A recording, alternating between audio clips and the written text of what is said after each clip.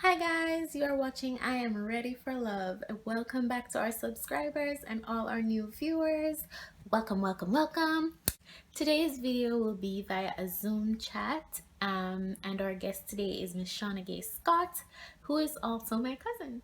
So make her feel welcome. Answer the questions with us down below. Tell us what you agree with and what you disagree with, and let's start a discussion. Definitely remember to like, comment, share, and subscribe. Share the video, guys. Let others see um, what's over here. Invite them over. Make them see what I want. On to the video.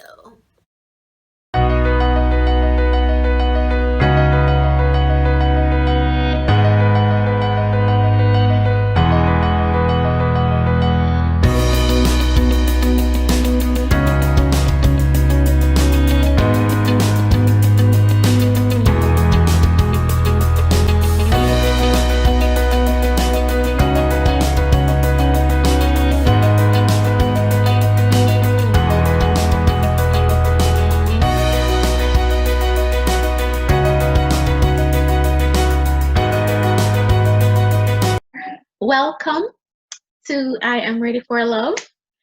Thank you And for I'm having just me. going to ask you to introduce yourself. Okay, well, I am Shauna Gaye Scott. I am a PK and I have been a believer for many years. Since I was 7. I'm not calculating that, I'm not good at math. But yeah, and I'm a talker.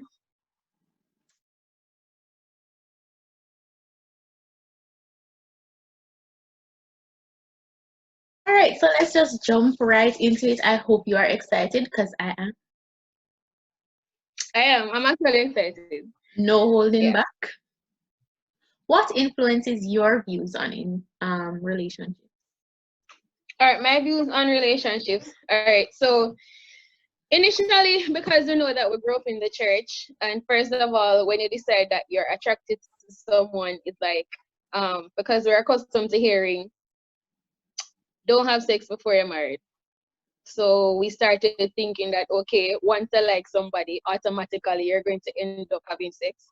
So as I got older, I realized that after investing time in listening to different youth pastors, because the traditional people don't really tell you as it is, or the basics, or what you really need to know about relationships.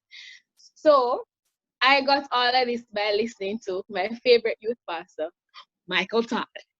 All right, I all said, right. Michael Tell the Todd. people where they can find him. Yes, you can find him on YouTube, but how I got introduced to him was through his series called Relationship Goals.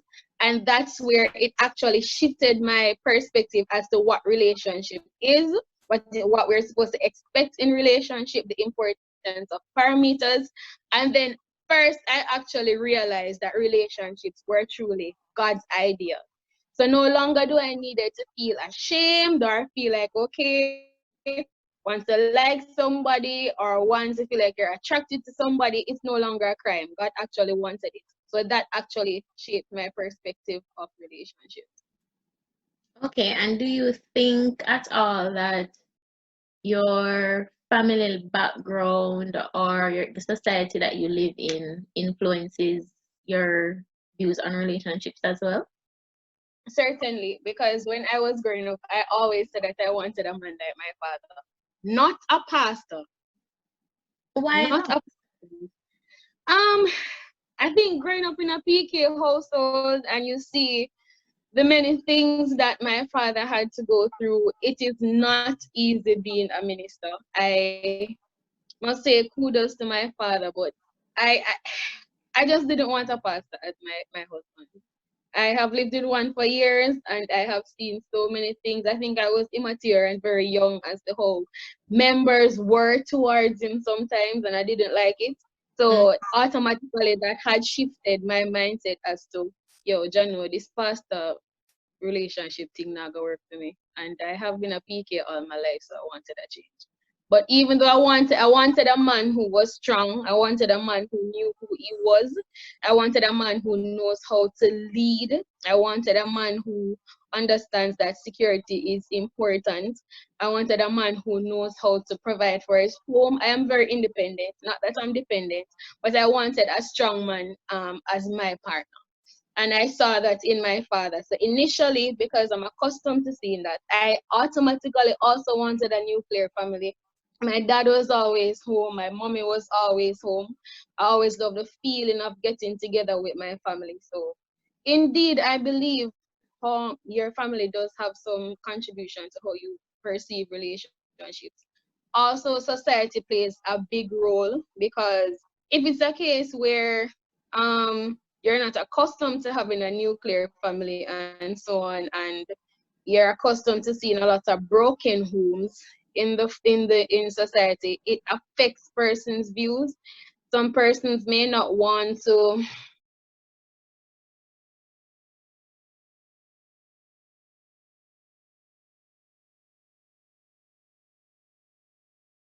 because if it's a case where you're a Christian and God actually have a blueprint as to basically what is expected from the husband or what is expected from the wife, and if that is not happening, the husband is expected to lead his home, and actually the man is the head of the woman, and if your head is not functioning in alliance to God, it affects your home a lot. And I have seen these women, their body languages, sometimes when it's even their anniversary, and the fact that okay, you're getting older and your husband has never ever been in church.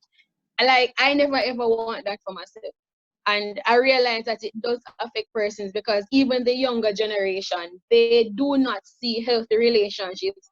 They start to think that okay, it is a custom or it's a norm for me to have a spouse who is not saved. So it automatically affects the home.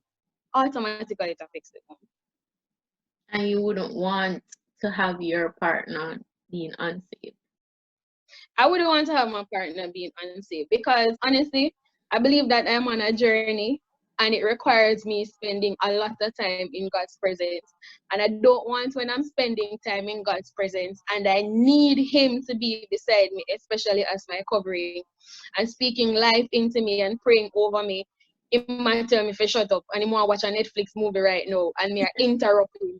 Sir, we warring on our knees, you need to be beside me right now. Yes. So I didn't want that. I want us to be on the same page. And I believe that is extremely important. And when you guys are not on the same page, trust me, the entire world sees it. So It cannot be hidden. for the unsaved person that is out there watching this now and saying, okay, but me and a Christian, so that not nothing with me. Like, what would you But say I, to them? but actually, I am seeing relationships with persons who are not Christians, and their relationships are blooming. Like, for example, I've been spending a lot of time watching this documentary on Facebook that is called Black Love Doc. It's awesome. I forgot the Uh, authors. Yes, and I have seen relationships with persons who are not Christians who are blossoming.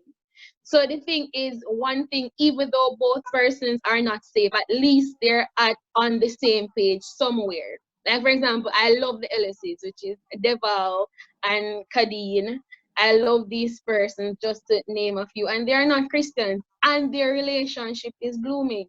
So it and Deval is leading his home. He is strong. He knows what he wants. He takes care of his home. Kadeen, even though we understand that submission is also something that we're supposed to do as Christian wives, Kadeen submits to her husband. She submits to his leading. So I'm not bashing unsaved out there. I just want to emphasize the importance that, listen, you guys have to ensure that you're on the same page somewhere.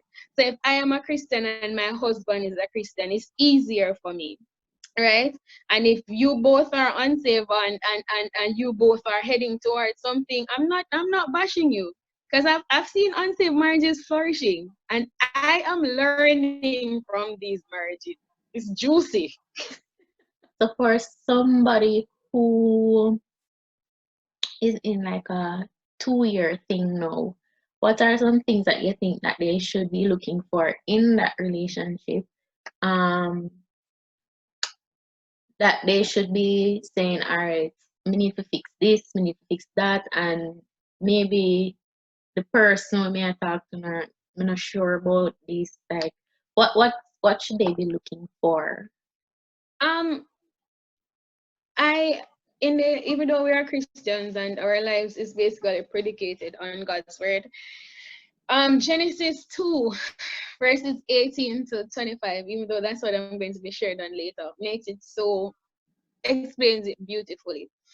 Where after God made everything, the only time God ever saw that something was not good was when he saw that Adam was alone. All the animals they were booed up. Yeah, everybody have them boo. But guess what? God saw that Adam was alone. God gave Adam dominion. And then one of the things that God said is that he needed to get Adam a helpmeet or an helper that was right for him. So it is important that when you're entering into a relationship, you are going into a relationship with someone because there are aspects of yourself that needs someone to complement you, not complete you. There are certain things you cannot do on Say your that own, again. Say that again. right? You need to understand that there are things about you that you need someone to complement you, not complete you. So the thing is, you'll know that that person is a right fit. That person challenges you. Like for example, um, if you know it is imperative. Well, I did a research of knowing my love language. Words of affirmation is my love language, an act of service. Is the person selfless? Is the person selfish? Is it that you have to be doing everything in trying to make the relationship work? Is it that you are giving 100% and this person is giving 30? Does the person think about your goals when you share your dreams? Is it that he takes time to listen? Um, do you get his undivided attention? Do you like him? It's easy for love Him, people, but like, I'm a little no, boo. no. We know so we for love everybody, but Jano, sometimes you just don't like, we don't like you, sir. But you need to know, like, you like him. Do you like him? Do you like his company? Not going to say that when you're not in his presence, you feel like a fish out of water, but you genuinely miss him, not just for physical things, but him as a person. Um, does he speak life into you? That makes sometimes you have a particular dream and in yourself you feel like you know what to do, but sometimes you just feel like say, yo, I think this is gonna come to fruition. But does he see beyond what you see? Does he pray with you? Because devotion is important. You have to spend time in the presence of the Lord to grow.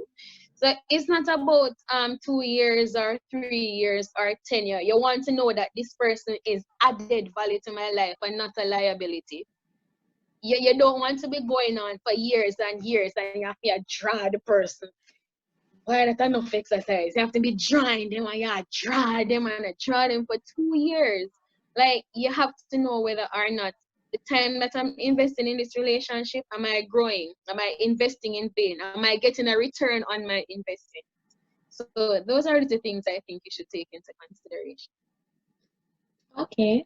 And for the persons who would be like, well, I'm not really need him to push me like that. I'm already driven. Like someone kind of like you. They're just little things. Listen, my fiance right now, I don't think that God could have given me anybody else because I believe that it's the little things that he does that I really appreciate. Mind you, if I was with my fiance initially for money, it wasn't going to work. But as a person, what I really love about him is his humility. I don't like people with too hype. We just not go work, sir. But I really love his humility. And despite the fact that we went through a journey and we're still going through a journey, because I'm still learning how to communicate. Because, I don't know, I chat enough, but communication, God is working on me in that regard. But it shouldn't be that you're so mature or you're so independent. If you're so independent, you feel like you don't need nobody to drive you. What you want him for? Because you might not need to be driven, but you need to analyze, okay, why is this person in my life? Is it that because I'm afraid to be alone? Is it that I want to ensure that when I go on dinner dates with my friends, at least I have somebody or one handbag beside me for sure say, um, I'm not alone, but yeah, date. But if it's a case where you're driven, that's extremely good because at least you know yourself and your success is not so much dependent on your spouse. But you still have to analyze, why is this person in my life? You can't make it look like him no matter. Because if I start give that vibe, him I go leave and I realize you don't really want me. I'm just here and I'm not adding anything because you have everything that you Yes. think you need. So it's important that you analyze whether or not this person being in your life, if they're added value or they're just a liability. Okay.